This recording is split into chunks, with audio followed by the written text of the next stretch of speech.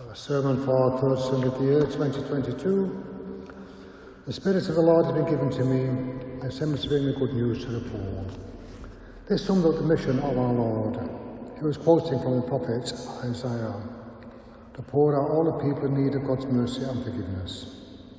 Many times our Lord performed a miracle by saying, "Your sins are forgiven." This marked the beginning of his public ministry. He might not have realised all the opposition he was going to receive from the authorities, especially those in charge, like the Pharisees and the rabbis and the teachers of the law, because his message differed from theirs.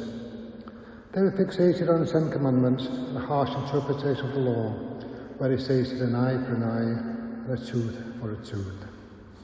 Our Lord came preaching a different interpretation of this law, with the emphasis on love and forgiveness. This marks the beginning of St. Luke's Gospel. After this, our Lord called his disciples to follow him. They were just ordinary men, not from among the upper classes of the Pharisees or rabbis. St. Luke was supposed to be a physician, had knowledge of primitive medicine, but would have left his job to join with the other disciples. He must have been an educated man, because he wrote the Gospel, which would have entailed collating all the different accounts of our Lord's ministry and checking facts and dates.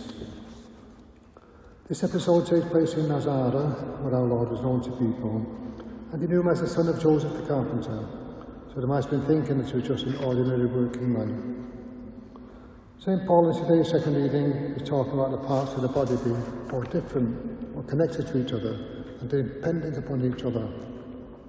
Some of the followers of our Lord became apostles, some teachers, others have the gift of healing, that are helping people, and became leaders in the community, but all preach the same message, the one of salvation. We too have been tasked with the job of teaching the gospel by means of our baptism, the challenge of going out to all nations.